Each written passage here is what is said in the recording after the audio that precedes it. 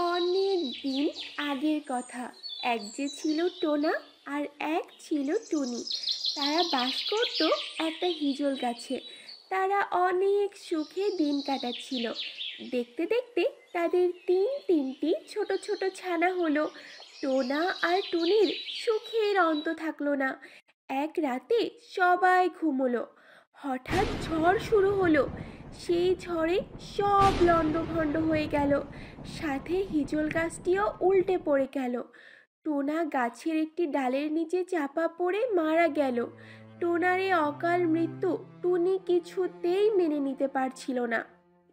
তাই টুনি সারা দিন ধরে কান্না করতে লাগলো আর বিলাপ করে বলতে লাগলো, হায় হায়, আমার জীবনে এটা কি হয়ে গেল?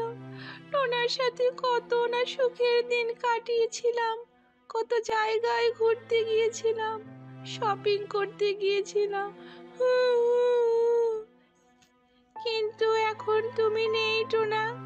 কোথায় হারিয়ে গেলে তুমি? তোমাকে ছাড়া আমরা কিভাবে থাকবো? আমাদের এই ছোট্ট ছানাগুলোকে নিয়ে আমি কোথায় যাব? এসব বলতে বলতে টুনি গৃহস্থের ঘরের পিছনে বেগুন গাছ দেখতে পেল। সেই বেগুন গাছের পাতা ঠোঁট দিয়ে সেলাই করে টুনটুনি পাখিটি নতুন করে তার বাসা বাঁধল। সেই বাসাতে তার তিনটি ছোট ছানাকে নিয়ে থাকতে শুরু করলো। ছানাগুলো ছিল খুবই ছোট। তারা উড়তে পারে না, চোখও মেলতে পারে না, খালি হা করে আর চি চি করে। কিন্তু তাদের বাদ সাধল গৃহস্থের এক দুষ্টু বেড়াল। সেই দুষ্টু বেড়ালটি ছিল খুবই বদমেজাজি আর অহংকারী। সবার সাথে ঝগড়া লেগেই থাকতো। সে সব সময় অন্যের ক্ষতি করার চিন্তায় থাকতো। একদিন অন্য একটি বিড়াল তাকে বলল, কিরে, চুরি করতে যাবি না? কদু পটাশের বাড়িতে আজ অনেক ভালো ভালো রান্না হয়েছে, চল যাই। অনেক দিন থেকে ভালো মন্দ পেটে যায় না। আমি যাত্রার বাড়িতে যাই না।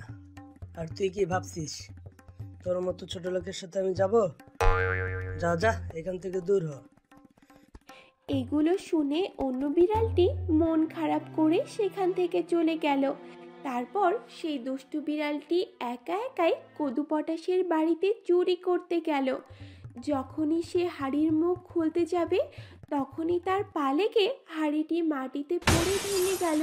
হাড়ি ভাঙার শব্দ শুনে বাড়ির লোকজন ঘরে এসে বিড়ালকে দেখতে পেল।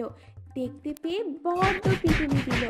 সেদিনের সেই দুষ্টু বিড়ালটি কোনো মতে পালিয়ে প্রাণ বাঁচায়। এরপর সে একদিন টুনটুনি পাখি ও তার ছানাদের দেখতে পায়।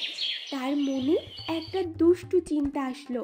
সে খালি ভাবতে থাকে টুনটুনির ছানা খাবো। একদিন সে বেগুন গাছের তলায় এসে বলল, কি করছিস লা টুনটুনি? টুনটুনি তার মাথা হেঁট করে বেগুন গাছের ডালে ঠেকিয়ে বলল, প্রণাম হই মহারাজ। তাতে বিড়াল ভারী খুশি হয়ে চলে গেল। এমনি সে রোজ আসে।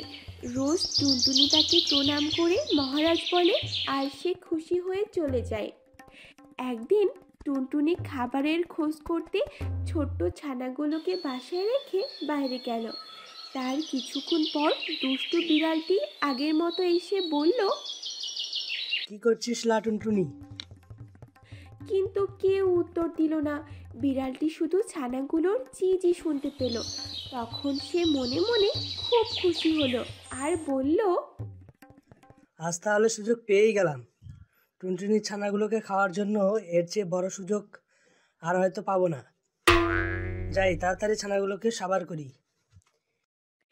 এই বলে যখনই দুষ্টু বিড়ালটি টুনটুনির বাসা ভাঙতে যাবে তখনই দেখতে পেল টুনটুনি পাখিটি তার দিকে তেড়ে আসছে। তখন দুষ্টু বিড়ালটি সেখান থেকে ছুটে পালালো। টুনটুনি পাখিটি খুব চিন্তায় পড়ে গেল। সে ভাবতে লাগলো কিভাবে দুষ্টু বিড়ালের হাত থেকে রক্ষা পাওয়া যায়। এরপর বিড়ালকে শায়েস্তা করার জন্য টুনটুনি মনে মনে বুদ্ধি কষল। সে প্রতিদিন বিভিন্ন গাছের কাঁটা জোগাড় করতে থাকলো।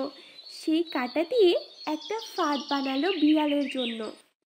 বেশ কিছুদিন পর টুনটুনির ছানাগুলো বড় হয়েছে, তাদের সুন্দর পাখা হয়েছে, আর তারা চোখ বুজে থাকে না। তা দেখে টুনটুনি তাদের বলল, বাছা, তোরা উঠতে পারবি?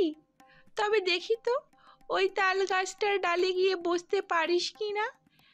ছানারা তখনই উড়ে গিয়ে তাল গাছের ডালে বসলো। তা দেখে টুনটুনি হেসে বলল, এখন দুষ্টু বিড়াল আসুক দেখি।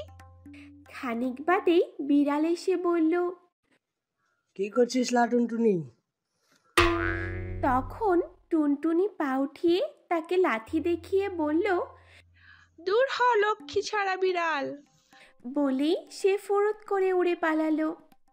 দুষ্টু বিড়াল দাঁত খেঁচিয়ে এক লাফে গাছে উঠল। তারপর আরেক লাফে টুনটুনির পা ধরতে গিয়ে পড়ল টুনটুনির বানানো ফাঁদে। বিড়াল ব্যথায় কোঁকাতে থাকলো আর বলল, ও মা গো, টুনটুনিকে ধরতেও পারলাম না, তার ছানাগুলোকেও খেতে পারলাম না। আমার এই দুষ্টুমি বুদ্ধির কারণে আজ আমার এই অবস্থা। আউ আউ আউ, ব্যথায় মরে যাচ্ছি গো, আউ আউ। দূর থেকে টুনটুনি পাখিটি বিড়ালের এই অবস্থা দেখে বলল, দুষ্ট বিড়ালটি আজ তার উচিত শিক্ষা পেয়েছে। এখন থেকে আর সে কারো ক্ষতি করার কথা ভুলেও চিন্তা করবে না। তো ছোট্ট বন্ধুরা, কেমন লাগলো টুনটুনি আর দুষ্টু বিড়ালের গল্পটি? তোমরা কখনোই কারোর ক্ষতি করবে না। দেখলে তো দুষ্টু বিড়ালের করুণ পরিণতি। আরও শোনো, এরকম মজার মজার গল্প পেতে চাইলে চ্যানেলটি সাবস্ক্রাইব করো।